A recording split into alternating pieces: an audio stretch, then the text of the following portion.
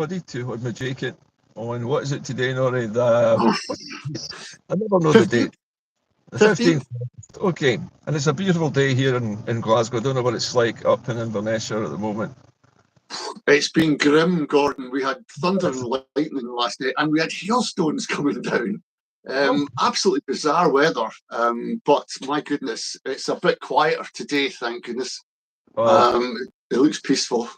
Yeah, it's supposed to be warm and dry, but not quite as hot. Anyway, Yeah. What's in the mailbag today? I gather we've had quite a lot of reaction over the last week or so to a previous show.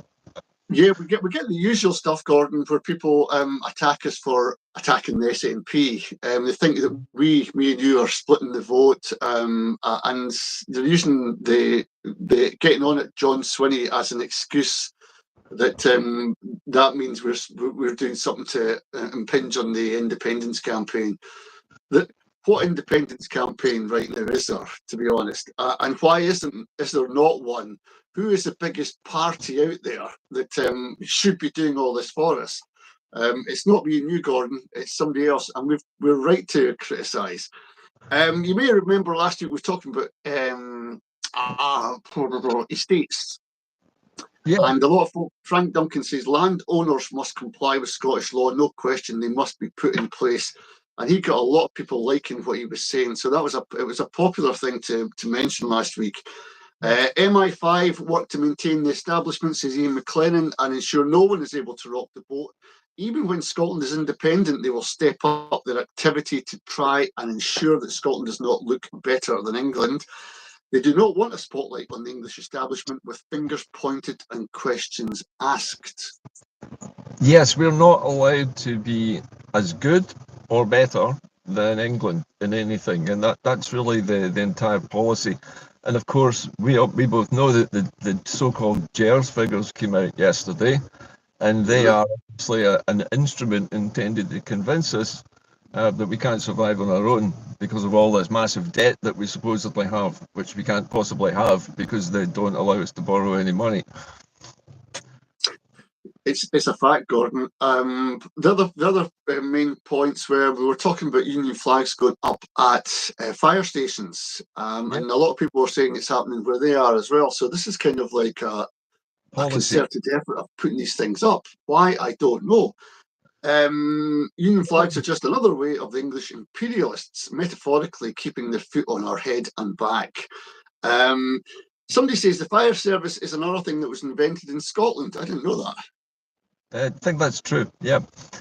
What country we are. Yes. Just some more before we get started. One of the things, this is the thing I'm trying to get to today, Gordon, about how we've got to talk about the SNP and who are in the SNP on this one message. Great show, thanks for the analysis. A lot to think about. Just one point, but probably not so relevant. Kate Forbes handed her intention not to serve Scotland at next elections because she needed more time with family when the rest of us are pushing for independence for our family and the future son and daughters. Just a small point. That's all very well, but we're not all the rest of us. Kate Forbes isn't like the rest of us, is my point. She is a politician on £80,000, one of the highest paid people in Scotland. She's a government minister as well, so that goes up to 100,000. We're entitled to ask more of these people who represent us, and we shouldn't bring them in to be just a cosy girl next door. She's not, Gordon. She's somebody who's got a lot of power. And again, Robert Fowler saying, guys, enjoyed your show today, apart from the first part where again you're castigating the SNP and John Swinney. So we're getting it all. We have to fight back against this, Gordon. Yeah, Norrie, can I step in there just for a moment about Kate Forbes? You're absolutely right. Kate Forbes probably holds the most powerful job in Scotland because the First Minister's in charge of making political decisions. But the Finance Secretary or Finance Minister, whatever you're calling her now, her job is to make the big decisions about Scotland's economy. And that affects every single person. Whereas a policymaker like John Swinney, perhaps, can make policies about individual things. She is meant to be taking the economy in the round, the whole economy, the good of the country, and that is something which is, I feel, a much bigger job actually than being the notional head of the Scottish nation, basically, as the First Minister, if you like, the leader. But we're often criticised for having to go at John Swinney, but actually I don't think John Swinney is the problem. The problem is a more endemic Inui, this sort of drifting of the SNP without any clear idea of how to get to the point where we can give people a vote on whether they want to leave the UK or not. And there's nothing there. There's nothing to connect the aspiration to the action. In fact, there is no action. So that's why we go at Mr. Swinney. As far as Kate Forbes is concerned, her stepping down, well, maybe there's an element of, family obligation and duty in that. I dare say there is. But at the same time, she's got the most important job in the country. She's a qualified accountant. She knows what she's supposed to be doing.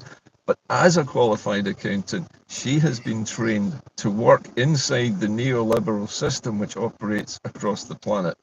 And I know that they talk a little bit about neoliberalism this morning. Yeah. Well, just two things on that, Gordon. Kate Forbes, when she stood for the SNP leadership contest, was a new mum. At that point, she said, no, I'm going to do this. I can do both things. So there's a bit of the kettle calling the pot black here about the reasons. She's got no chance of winning the seat. Fergus Ewing is doing the rounds up in Inverness. He is talking to people. He's pressing the flesh. He's a well-liked character. Now, I've got my problems with Fergus Ewing. I think he's more to the right of the party, but he's not a neoliberal kind of right guy. He's old school right, if you like. And it seems to be taking her ground from her. So she is a quitter. She is a loser. She'll go into a job, Gordon, into the big business after this. And that tells you about her. That tells you about her. But here's the thing that I really want to get on today, because people don't know about neoliberalism and what it is. It's new, a new way. It's not new, but they call it new. Neoliberalism. It's a way of economics. And a lot of people, especially Professor Richard Murphy, if you want to get more on this, go on his page and he'll tell you all about it. But society, they say, should be decided by free markets. So it's private. Everything's private, and that's good. Public isn't so good. But public has to fund private to make private good.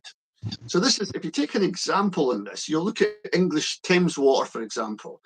They went private. They take public money, taxpayers' money, and they go with it, and they give nothing back because they need to, as a neoliberal, take profit over people. That's how it works. That's how bizarre it is.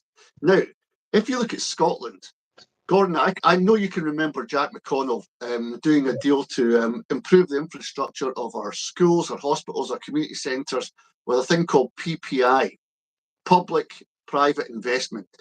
They took the public out of that because it was getting too near to the bone. People could see what it was. So they started calling it PFI, a private finance initiative. Now, Gordon, can you remember when Jack McConnell brought that in? Did we have a vote on that? No, of course we didn't. No, because did it improve our infrastructure? Well, that's questionable. They built some new stuff. Yes, so the infrastructure gradually got better.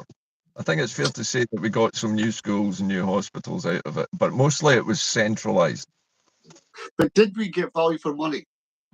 Well, that's the big question. No, we definitely didn't, because we were paying an awful lot more for everything, basically.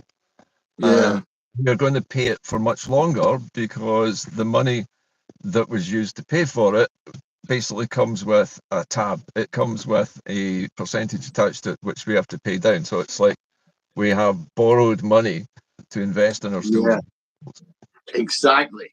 And that brings me to the next point, that the councils up and down Scotland are still paying off these bills, these PPI bills, and they're taking a huge chunk out of the council spending every year.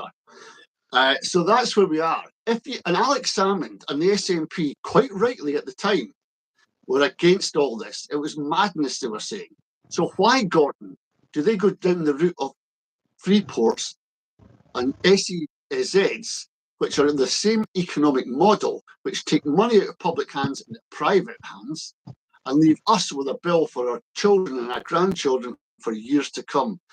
That's what Kate Forbes has done. That's what she's doing. Why is she doing it? Because she's a neoliberal. And if you look at the documentation about neoliberalism, a neoliberal can only work with another neoliberal. So therefore, when you get Kate Forbes, Michael Gove, they come together and they agree. And they go, it's a fantastic deal for Scotland. And they gaslight us. It's not a fantastic deal for Scotland. It's on the same track as PPI back in the early 2000s. Yep. Gordon, This is why we take to task Kate Forbes and the SNP. This economic route is madness and it's killing us. If you think about this, Gordon, the mantra of a libertarian, if you can't afford it, you don't deserve it. That is what they say. Can I jump in there, Norrie, just for a moment? Because your definition of neoliberalism is spot on, right on the money. But what I was going to say is that when Jack McConnell and the Labour government of the time, and it was a Labour administration that had got in, was looking at ways of improving the public sector's infrastructure, the buildings, the schools, the hospitals, and all the rest of it. They knew that they didn't have any money. But they had this wizard idea of going to the private sector to borrow money, to go to the rest of the private sector to buy some new schools and make the rest of us pay for it for 25, 30 years through these PFI contracts, which have that interest charged on the money that's been done. So it was a terrific piece for Labour. They got to look good by saying, yes, we've built thousands of new schools and hospitals, isn't it wonderful? And we're all going, well, yeah, but how much is it all going to cost over the next 30 years? Oh, don't worry about that. You know, you won't even notice it. The trouble is, it's like a national mortgage for the entire country, which we now have to pay down because of Jack McConnell. And it's nothing to do with the schools. It's nothing to do with any of that. He didn't do it because he wanted better schools and better hospitals. He did it because he wanted the Labour Party to look good. Yes. And to have done this stuff by magicking money out of thin air, which of course it didn't do. So we're now bothered with a massive bill to pay back, and that's coming in through our taxation, mostly through our council tax, although not specifically our council tax. No, but Gordon, there's a similar point that you make there. Jack McConnell did this to make himself look good at the moment and left a trail of destruction behind him. Kate Forbes is doing the exact same thing. Now, history can tell us not to repeat the same mistakes. Why is she going down that route? Why did the SNP go down that route? It's bizarre, and that's why we have to challenge them. Well, actually, but it's interesting. No, I was going to say it's not bizarre, because to a libertarian, there is no alternative other than the libertarian route. There's no alternative in her mind other than going down the same rabbit hole, you know, of getting the private sector to do something and then having to ask the public to pay for it. And so she can't see anything else. She's been trained to work within a system. She can't see outside of it. No libertarian can see outside of that bubble. The rest of us can, because we're in it, and we're not. Gordon, yeah, that's a really good point, Gordon. I think the thing is, though, that in terms of the SNP itself being a left of centre party, like it said it was, it now is a far right party in terms of its economics.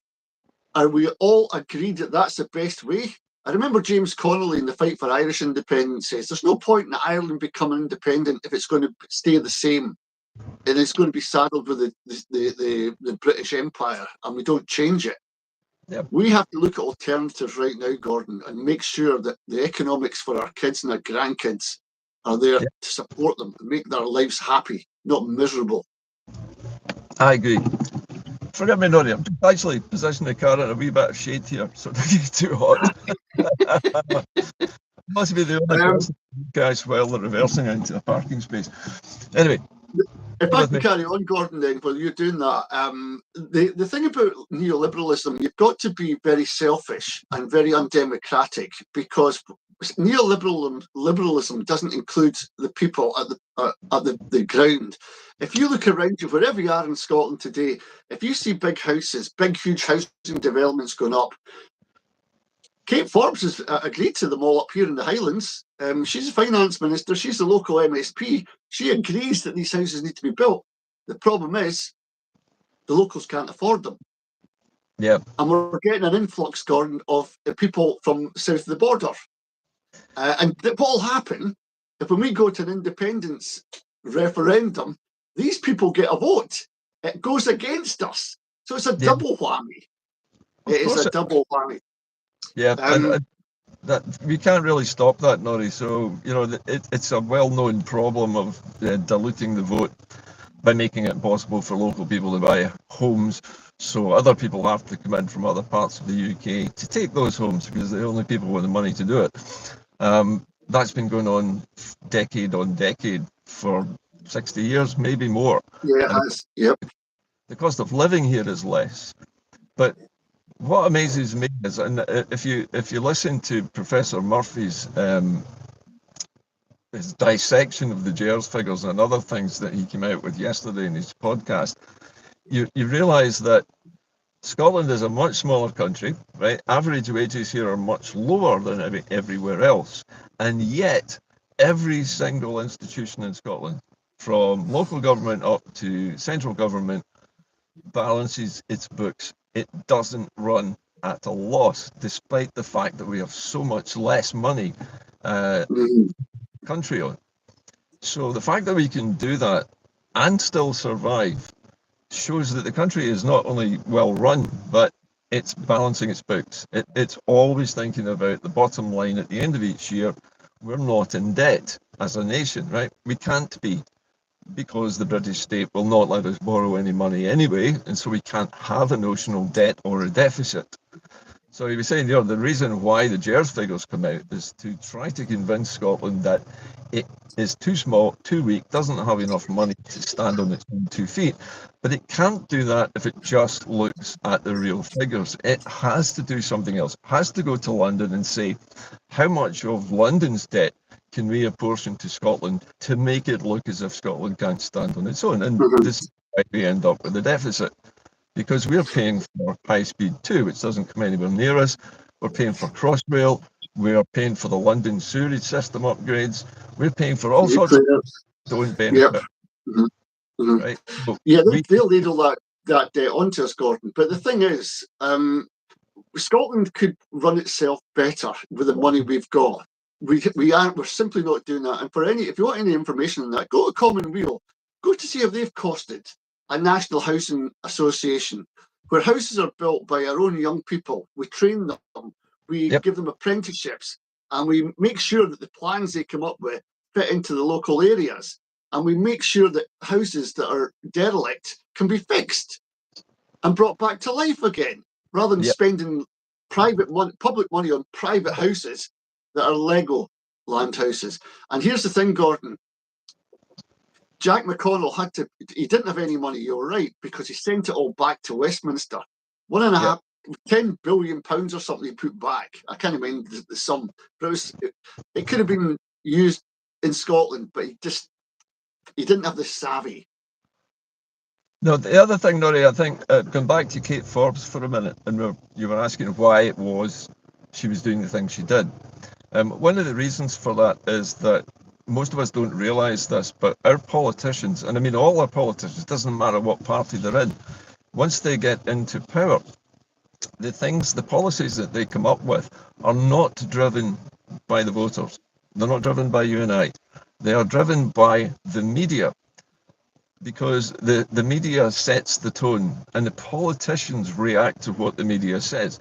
You'll notice that, particularly in the BBC, they have entire programmes in the morning given over to analysing what the newspapers are saying is news. And that is driven by the owners of these newspapers, who are all, billionaire, far-right neoliberals themselves. And it's they and their editors who decide what we're allowed to hear. the BBC, ITN, and Channel 4 and Sky News, they all go along with this. So Kate Forbes is also driven by that same news agenda. She's not coming up with plans for the good of the nation. She's coming up with whatever policies are likely to get her re-elected that fit within what the newspaper editorials and the newspaper owners say she should be doing. And she can't work outside of that, because no politician in the UK will do anything that the newspapers don't approve of. I'm sorry, Gordon. I'm going to disagree a bit on this one. If you've got one eye in the newspapers all the time rather than one eye in the people who elect you, you shouldn't be in politics. And that's a fact. And whoever gets into politics, and there are some who don't give a flying fig for the press and they treat it with disdain. But the neoliberal will see this as a tool, an actual advantage, putting their message across to get more funds from the public purse into private. And I'll tell you the other thing, Gordon, when the press don't produce the articles and they don't mention SAVs and free ports, because they don't. There's hardly any on the that benefits the neoliberal mindset as well. It's because we don't get transparency and we don't get information. But those of us that do the digging and can see the wood from the trees, we get scared. We get worried about what's happening with Scotland getting sold off like this. Norrie, you and I both know that when we're looking for news items to discuss, our sources are UK-based websites, which are either BBC, ITN, which are getting most of their news topics from newspapers. And they admit that they do this, and it's lazy journalism. And so, everything that people like Kate Forbes does is to please the press, because the press will jump on and say, Kate Forbes has done this wonderful thing. It's wonderful. She's neoliberal. It's all going to be great. We're going to attract all these companies into these SEZs. The future's bright. Brilliant. But that's what the newspaper owners want you to know. That's what they want you to think. It's not what the newspapers themselves would report. They're getting their news from sources as well. And those sources are filtered. All of the news is filtered so that we never actually hear about anything good. And this is why I find it so difficult to find good news stories. And I wanted to introduce what I think is a good news, bad news story this morning. And I got this not from newspapers or sources, but again from trade magazines. A trade magazine in the energy sector was reporting that the former Hunterston ore terminal site is proposed to be turned into a subsea cable factory, a big one, to supply power cables in order to basically connect Scotland's offshore wind farms with England. Yep. And I said to you earlier, that's the equivalent of a thief coming to your house saying, we're going to steal all your stuff, but don't worry, we're going to pay you to build the van that we're going to steal it in. And that is basically what this is. It's crumbs. You're going to get thousands of jobs making cables, but the cables are going to be used to siphon away all the power that you're making, and we're not going to pay you for it. And this is exactly the sort of thing that Kate Forbes would probably approve of, because she would see it as an opportunity for her to claim that there are jobs coming to North Ayrshire, which does need them. And the people of North Ayrshire do need those jobs. And so they're going to think, yeah, this is great. Jobs are coming to Hunterston. There'll be thousands of us get jobs in here. It'll be fantastic. But they don't think about the bigger picture. Neither is Kate Forbes thinking about the bigger picture. She just seizes on it, looks good for the government, looks good, makes it sound like Scotland's getting something out of it, when in actual fact we're just being an accessory after the theft. We're helping it to happen. And this really, really angers me. And that's, what the program is about, is getting angry about stuff. Well, me too, God. We've got right to be angry. This week, Nicola Sturgeon's book came out, and I will not buy it. I won't buy it for 10 pence in the bargain bookshop. It's just full of, and I've seen clips on media. She's speaking about how she did the best she could and all the rest of it. But I've seen some snippets of the book, Gordon, and one thing that came to my mind was very, very important. She says she thought about it. She thought about going SNP1 and maybe the Greens could pick up the slack on the other side, but she could never sell it to her party, she said. So immediately when I read that, I thought, there's a woman besotted by party over country. She has no clue what the people want, and she can put on a good face and she can argue in that in the Scottish Parliament, but that is a Punch and Judy show in there. The real politics are out in the streets, Gordon, where the people are living their lives, not in that. And before people start getting on to me, the Nicola Sturgeon fans, what has she done with that mandate? She's done nothing. We've come 5 years past, and in 5 years, we've looked at the UN, we've looked at ICJ, we've looked at all kinds of different ways of moving the thing forward. Commonweal have written screeds on it, others have written screeds. There was none of that from the SNP. They were hopeless.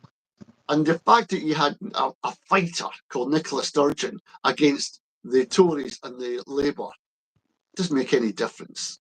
I've read a number of reviews of Nicola's book. Probably the most unpleasant one is one written by J.K. Rowling, and she does not pull her punches at all in describing Nicola and the comments that she makes in her book. Now, I have to admit, I haven't read all of Nicola's book. I've read some excerpts of it. But what I have read appears to me to be Nicola trying to explain away why she didn't do anything with the mandates, how she didn't have the power to do it, the party wouldn't let her, it was someone else's fault, she did her best, and that was it. I think that's not good enough. A politician with some vision would have come into that and said, right, let's create a policy where we get to independence, damn the consequences, we have to defy Westminster to do this, and we need to convince everybody in Scotland to follow us. Instead of that, it was, oh well, better no, because they're just going to get a bit cross. I might lose my seat, etc., etc. Politicians are terrified of losing their seats. It's part of being a politician. But Nicola came across in some of the excerpts as in denial and very evasive when it came to analysing her own flaws, right? And she would come out with very strange statements like, oh yes, I had this flaw, which was I didn't recognise my ability as a politician. I'm paraphrasing here. She was basically saying, I had, fantastically great skills, but I never realised how good I was.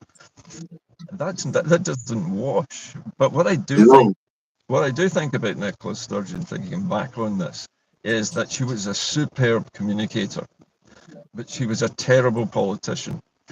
She could communicate brilliantly. She came across as very erudite, very knowledgeable, very sensible, very level-headed. But then again, as I mentioned to you earlier, she was competing against Boris Johnson, which is not a very high bar. Almost anybody could appear to be better than Boris Johnson. But Nicola did appear to be much more in control. But I felt at the time, especially during COVID, that she appeared too frequently. She was on every morning, giving a statement and lecturing us all on what to do. But it was too frequent. It was as if she wanted to be before the cameras and to exclude everybody else almost politically. And maybe she did. Maybe she just wanted to give Boris Johnson a showing up, which she ably did, to be honest with you. But there was no action. As you say, no mandates for action, no political national political policies were in place to secure independence, and none of the things she promised to do. Most notably, if we got taken out of the European Union, there was definitely no questions asked, no excuses, going to be a referendum, and then there wasn't. And I remember the day that I heard that, I felt just as sick as on the 19th of September 2014, when I realised that referendum had been stolen from us. Me too. It was a massive letdown. I'm not saying that is the only person guilty of this, because all our politicians are guilty of working for neoliberalism, being too frightened to do anything, even slightly socialist, to split off some parts of our national infrastructure into public ownership so that people can afford their bills. They won't do it because it's going against neoliberalism and they'll be punished for it. Well, who cares? You know, if you run your own country, you can do that. Yeah. Well, one of the things, Gordon, reading, well, not reading, but going over pieces I've read upon in news media.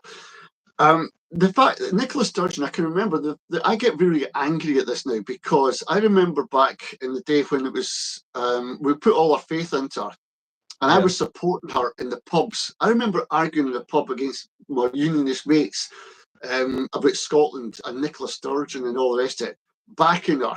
You know, but who else could you get? Why? And now I feel that was just a waste of time, a waste of energy, because when I read these memoirs, what was going through her head at the time wasn't what I thought she was doing for Scotland. It was taking us on a completely different route. And I feel cheated. And I tell you this, Gordon, this is why the SNP have lost membership right, left and centre. And can I just put this point in as well? Campbell Martin in his book, I've just been rereading this book that he's written. He used to be a SNP MSP who challenged John Swinney and was ousted from the party for daring to challenge John Swinney in his first tenure as a leader of the party. He said there was faults all over the place, but he said something really interesting, Gordon. He used to work with Kay Ulrich in the Parliament, and he was, behind the scenes, and he was asking, is there any British infiltration in the SNP? And of course there was. And you've got to read Campbell Martin's book, but it brings a point, another thing. He said, the Scottish Workers' Party, the MI5 agents were attending the meeting, and the MI5 agents didn't know each other. They were all working separately, individually. They didn't even know. And most of the people at the meeting of a Scottish Workers' Party meeting were MI5. So here's the thing. If you think the IRA can be infiltrated at the highest level, do you think the SNP couldn't? Oh no, I'm certain it has been. All the parties. It still is, Gordon. It still is. Yeah, of course it is. I mean, every party in Scotland will have gatekeepers within it who are there to make sure that those party officials, those MSPs, don't step over that neoliberal line into an area which the United Kingdom's rulers and the rulers of the United Kingdom are big corporations. They're not politicians, not even royalty, but they will not step that neoliberal line and say, well, actually, we think that we should nationalise the power grid and we should nationalise the national power consumption system in Scotland so that people can afford their bills. They're never going to say that. And they're not going to say that because they're being told not to by their own parties. Gordon, I'll give you an indication of pressure, right? Michael Matheson was the guy who's a transport minister in Scotland who nationalised ScotRail. Yeah. What happened to him shortly after? Good question. He got done for an iPad, and they blew it up into all kinds of stuff, and he was taken out, and he's not going to be standing. If you do things out of the norm for the people, there's going to be consequences as a politician, and that's a problem we've got. Well, and we read into this, and we say we think, well, that's a shame for this guy. Yes, it is a shame, because on the Tory side, they're claiming through their expenses for paper clips and toilet rolls are going to thousands and thousands of pounds. So put things into kind of perspective. But your message earlier on about the live and die by the press, there you go. There's an example. And we can't go out of this neoliberal model, getting back to privatise things, if you haven't got a backbone and you haven't got a thick skin. Alex Salmond started building bridges. He started working on the Western Peripheral Route in Aberdeen. It's a game changer to people's lives to get home in time and get back to their families and all the rest of it. These are two big projects that Alex Salmond says, no, I've got a stronger back. I'll do it this way. And I'll make them on time and under budget. Did you know, Norrie, in Nicola Sturgeon's book, various people have been commenting on this, that since Nicola's book was published and in her interviews with the media yesterday, she was suggesting that that Alex Salmond that there was more going on with him, that there was something that he did in the past. She's been casting aspersions. These are unsupported by facts, incidentally. As she's still attempting to shift the blame for Scotland's position from herself onto Mr. Salmond. He's dead.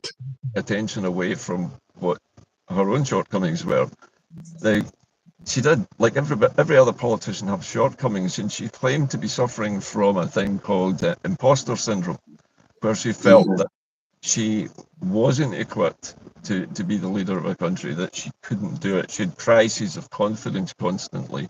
If that were the case, why didn't she resign and let somebody new take over? Exactly. And that was my question. Once I heard that, was why didn't she hand over the reins to somebody who would have been able to do the job more confidently and more successfully if she felt that way? And it strikes me that the reason she didn't was because she was enjoying the limelight. She was enjoying being front and centre on the media stage, behind those lecterns every day during COVID. She was getting a lot of attention, and it is very seductive. I mean, any human being being given that amount of adoration and support is probably going to want to stay there, you know? It's incredibly seductive, but it's not the country. And Gordon, Gordon, it brings us back to this question. Can we rely on politicians to win us independence? And my argument would be no. No. In any country that's won its independence, it's the people that have done it. And if we look at Burkina Faso, over there, they're going through an amazing change. They were once a French colony, and now Ibrahim Traore managed to buy off the French army. He told them, get off the land, and he started his own army. This guy's 35, but he's got a backbone, and he realizes he could be shot dead at any time. He's prepared for that, but yet he's opened up the language and the culture of Burkina Faso, and guess what? Other African nations are looking at him and taking the same template and kicking the colonizers out, bringing back the gold, bringing back the diamonds for the people. In fact, diamonds are just something you cannot eat, you cannot build from. So they're not even digging for them. They're creating onion factories, tomato factories, because these are things people need to eat and survive. This is a sea change away. It's back to the roots of where us as human beings have to be. And the neoliberal model of diamonds, racehorses, all these things are fictitious things to make a two-tier system. God, why is it when a painter dies, his picture becomes so much more valuable? That's a fact. That's fiction. It's fiction. It's all about rarity. It's all about scarcity. If something's scarce, it becomes more valuable. I mean, but to who? To me? To you? No, to the people who sell it. I mean, that's the whole point of it. That's what free market neoliberalism is all about. If you make something scarce, the value goes up. You sell less of it for the same price or more, you make lots of money. And the more people feel they need it, and the more scarce it becomes, more desperate they are to pay more money for it. And so they can manipulate us. And that's how free market economics works. And it's always been that way. It's investments as well. Rockefeller. For a leader of a country the size of Scotland to create an economy that works, they would need to reject that. They'd need to have a very radical agenda, but they'd also need to be well enough clued in and confident enough and surrounded with people who are also confident enough to convince us to vote for that. And we don't have politicians like that. That's the plain fact of the matter. They're all too timid, they're all too scared, they're all working within the neoliberal model because they're frightened of what will happen to them. They've seen Nicola Sturgeon with the blue tents outside her house, even though she never actioned the independence mandate. She was threatened. There was no question about it. Those blue tents were there as a massive red flag to her to say, no further, or it will be you next. They let her off. Her husband, Peter Murrell's carrying the can for the alleged embezzlement of £600,000. And she scampers free, and she has the freedom to publish her memoir. And obviously the media is now all over her like a rash, because that's where they want attention focused. They want it focused on Scottish politics anymore. They want it focused on her. Again, this is the media steering everybody's attention away from what we need to focus on. And this is why programs like ours and other people's like Richard Murphy's and other podcasts are vital, because we are not controlled by the media moguls. We can say what we want. We've got free range. The thing about Nicola Sturgeon, the problem we always find ourselves, Gordon, is these people leave a trail of destruction behind them. And we've got to find people in politics or outside politics that can make a pathway ahead, not a trail of destruction behind. And that brings us on to the United Nations Charter, which I've been looking at. This is really important because this week, I don't know if you know, but a few guys from the Liberation.Scot team done a parachute jump to promote the UN. They're going to UN for decolonisation status or colonisation status. But I was looking at Alf Baird's book and some other bits and pieces I got, and it was in the UN Nations Charter Article 1. And it's very interesting about what it says about self-determination. It says self-determination is vital to develop friendly relations among nations based on respect for the principle of equal rights and self-determination of peoples, and to take other appropriate measures to strengthen universal peace. So back in the day when this was written, Gordon, war was not something that you would aspire to. And to quell it, you would make sure that people's got the authority and the domain of land that they deserve to have. And one of the main aims of self-determination is to enhance that prospect of peace and harmony between everybody. And the implication of all that is that defined peoples who remain oppressed and dominated under colonial or imperial rule can never be at peace, and neither should they be expected to. United Nations article. If we go down that route, Gordon, we're going to see an ear that's going to be welcoming. Yeah, because what they're basically saying is if you are a non-self-governing territory, which Scotland clearly is, because we have a tiny amount of control over the nation's direction, then you have to keep fighting. And it's your human right to do so. It's your human right to resist the colonization and the colonial control over your country. It's your duty as a citizen to do it. It's your democratic duty to vote against that colonization. Yeah. It is a right and a duty simultaneously, but the main thing is it's a human right. And I think once you start thinking of our right to self-determination as a fundamental human right that everybody has, we need to exercise it. And our politicians need to stop dithering around and saying, oh, but we can't because of this. We can, and we should do. And once people get behind it, those politicians won't be alone anymore, and they won't feel vulnerable if they've got the rest of the nation behind them. Well, since 1707, Gordon, there has always been a silent majority of people wanting Scotland to be independent. Even through wars, you had John Maclean, even through Second World Wars. And yet every day in our life, we've got to walk past monuments and statues of everything that was British. It's in our money, it's on our stamps, it's everywhere. British. We talked about it last week. Fire stations are putting Union flags up again. We're always up against it. This is colonisation on stilts. We don't have to do too much to go to the UN and say, look, this is what we are. Can I just take you to a wander I had, Gordon, this week? And I met two Swiss guys, Walter and Jan. And they came to Scotland and were disappointed. It was a bucket list holiday for them, right? They wanted to come here to see Loch Ness and all the rest of it.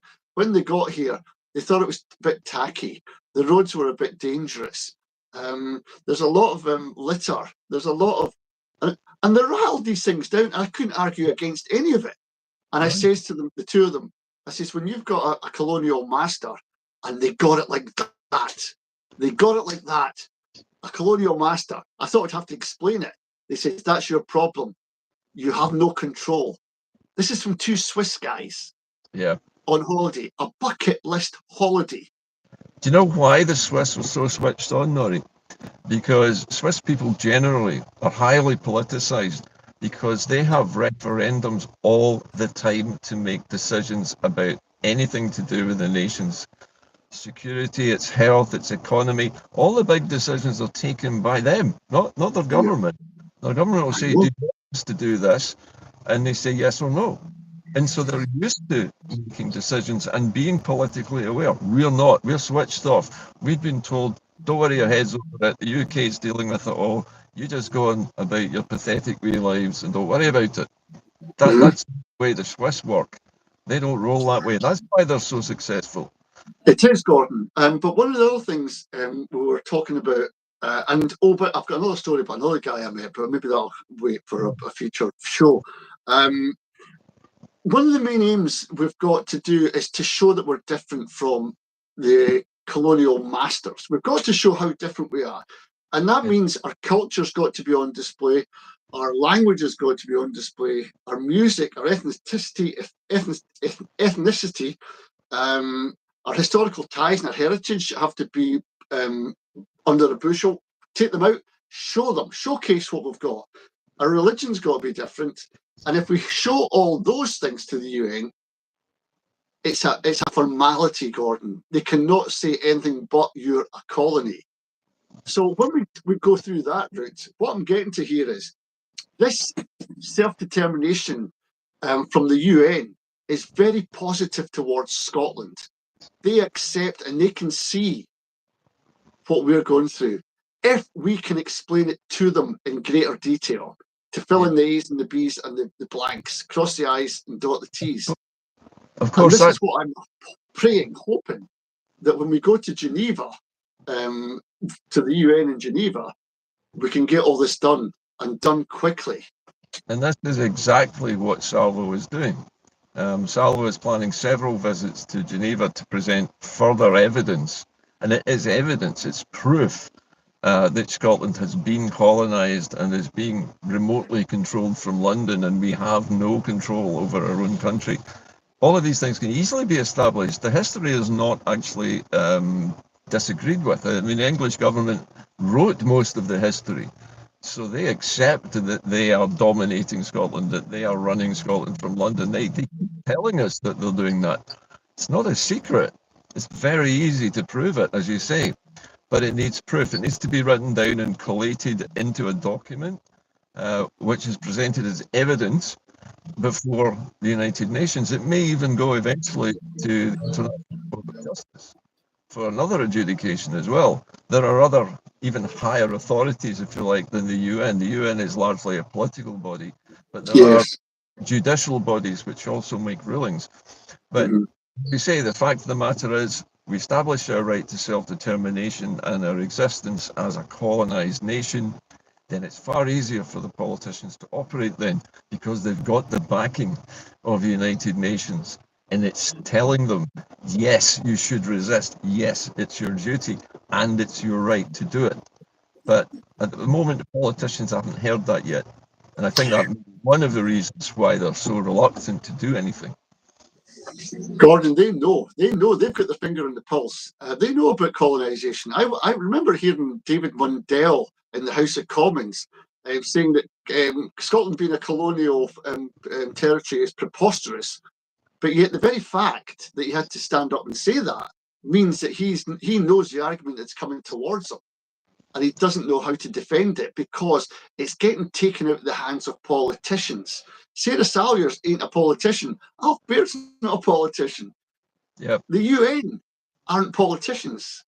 It's funny that there was a very prominent female Labour politician who said a few years ago that Scotland should accept that it's a valued part of England.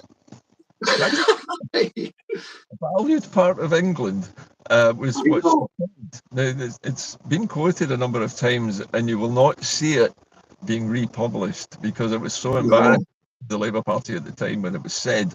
But there you just saw the mask slip for a moment. But that's the attitude in Westminster. We are a valued part of England. We're where they get all their energy from and where they make all their money from foreign earnings. They can't live without us just now. Or no, they can't. So they think, anyway. But that's not a problem. It's not, but Gordon, all this stuff has been documented. We remember Liz Fraser talking about, on her maiden speech in the House of Commons, talking about how Scotland was at the beck and call of England and they couldn't survive without them, all the rest of it. I'm not going to go over it, but that's on record. All we need to do is dictate and detail all these things and take them to the UN. And when they read them, they'll be aghast. They'll be absolutely shocked about the extent of this, because it's never been released. They always thought of Scotland as a wee chippy country with the tartan and the football team and all the rest of it. And they know about us because tartan and these identifier links we have. But they probably have no idea the stresses and strains of colonisation on us. To be decolonised is imperative and get that status. And when we get that status, Gordon, here's the thing that everybody should remember. We're not saying here in this show today that it's going to be the panacea, we'll get independence. No, it's not. But I'll tell you what, it will win. It will win if we want to go down the referendum route, which I don't think is a good enough one. But if we do, it's going to be overseen by the UN. It's not going to be overseen by Westminster. Yeah. And I can take a bit more comfort in that for a start. But I don't think we should be going down the route of referendums, Gordon. I honestly think at this point now, it's UDI, a Universal Declaration of Independence, and working with the UN, a bespoke UDI for Scotland. It doesn't have to be with guns and armoury and munitions and tanks. It doesn't have to be like that. It can just be, we're taking back what we think is ours, or what we know is ours. And this is how it's going to be done. You've got two choices, England. You can either have a velvet divorce, whereas we'll keep ties and it'll be a very, very amicable split up, or you can have it the hard way. You're getting nothing, and we're going our own way, working with the rest of Europe and the Nordic Council and Ireland, our Celtic friends. Take it or leave it. That's how we should go about this, Gordon, because if we don't, we'll be prevaricating for the next 10, 15 years about a referendum, about a Section 30, all the crap that we've been through before. We can't rely on politicians anymore. That's the message this morning. Well, the thing is that with the UN's sanctioning, in other words, basically saying Scotland is a colony and we support its right to self-determination. Well, what that means is a Section 30 order is no longer needed. In fact, it should be thrown in the bin, because it's the colonised to resist and not to take the rules from the coloniser. That's part of the UN Charter, that the coloniser has to be excluded from the political process because they're the problem, right? And the UN recognises that. So yes, it would be a game changer, Norrie, and I think we can safely say that help from the UN in whatever form, even if it is a qualified ruling, which says, yes, we accept that Scotland is an unusual case. It does appear to be a colony, although it's not called that, but it does have the right to self-determination. It doesn't really matter if they say it's a colony or not, so long as they agree that self-determination is our human right. That's what really matters here. You've hit it in the head there, Gordon. You've hit it in the head. It's a human right. Yes. That's how they see it. Now, if we're going to... Now, we've said this before, but if we get taken out of the EHCR, you know, the human rights, the European human rights, we've got nothing. We've got nothing to back us up to help us in a court of law or anything. In the Internal Market Act, the Tories and now the Labour are planning to take us out of that. That's again, without a vote, without our say, that is neoliberal politics. And I've got a message here, Gordon. I wonder if I could just read it. It's just come in. Somebody says, what breaks the hearts of the Scottish people is that other countries actually fought and won their independence, and Scotland has done nothing, they've got their independence with nothing. They didn't have a devolved government. They didn't have access to media or institutions. They were fighting tanks and armies, were getting arrested, censored, and even starved. Yet Ireland, Kosovo, Estonia, Slovenia are all now independent countries. In 2025, Scotland had a parliament, a legal system, tax powers, international relations. We have the framework of a functioning state, and we do absolutely nothing with it. Embarrassing and humiliating. That we fear Theresa May, Liz Truss, Boris Johnson, or even Keir Starmer is beyond belief, and that we go cap in hand for a referendum that will be slanted so we lose. We act as if we're powerless. There's more in this, Gordon, but what do you think so far on that one? No, I totally agree with whoever was contributing there. That's a very succinct summary of the way Scotland's political class behaves. I don't think it's the feeling amongst the majority of people. I mean, we feel helpless because we don't trust our politicians, because we can't trust our politicians. Until we can elect somebody that we can trust, we can't trust the politicians to do anything. And so it will always fall to us. The one truth that Nicola Sturgeon said in her entire career was that independence will not come about because of politicians. It will be achieved by the people themselves. And she's completely right. She revealed a little truth about political class in Scotland, which is that it is largely emasculated and ineffective. It can't act and it won't act, and it's too scared to act. She was basically admitting that it's you lot out there, the voters, who are going to make this happen, because we can't. Well, what's she taking a pretty penny for it and being in the spotlight? Why didn't she just resign on that ticket? She didn't. I've got nothing but contempt for that woman anymore, Gordon. She's let us down badly. And do you know what? There's another piece to this that I've forgotten about. Under the Montevideo Convention, we, Scotland, meet every condition for statehood. Population, territory, government and international relations. Most other countries started with less than what Scotland has now. Absolutely. So what are we waiting for? Nothing. There's nothing. Exactly, Gordon. What are we waiting for? And this is why Salvo's work with the UN is important, because it gives us the comfort of knowing that the UN backs us as human beings with a human right to do this. Don't have to rely on the politicians to do it. You know, the politicians won't do it. And so it's vital that we get the support of the UN, even if it doesn't say we're a colony. But if it says, do have the right to self-determination, Scotland, so you go out there and get on with it and exercise that right, then you know you're okay. And I tell you who's listening, Gordon. Ireland are listening. The Nordic Council are listening. They're all watching this. We don't get it on our media, but I can tell you right now, Gordon, I've got contacts in Denmark and Iceland. They're wanting to know what's happening every single day. What's happening with the UN? Are you being? I have to try and get as much as I can from the liberation.scot website and send it. They are very interested in Scotland. This is a game changer because you know what? Scotland's got enough oil, not just for ourselves, but to share amongst all the other nations if they run out. You know, it was in this, by the way. Innes, thanks for this message. He says it's a tragedy, but we are in a state of paralysis. We should have been independent by now, but the fact that we aren't, it's a dereliction of duties by those who are trusted. Yeah, that's exactly right. And that seems a good point for us to stop today. We've reached the 10:30 mark already. But thank you to everybody who's watched all the way through today. I hope you found today's topics interesting, and I hope you got angry about it, because you need to be angry about stuff. But remember, it's not the politicians that are going to make this happen, it's us. And the UN. The thing going to finish on is that politicians don't know our individual feelings. They don't know how much pain we're going through. They don't know how much debt we're in. They don't know how much pain we're in for our conditions, our health. Only we know that.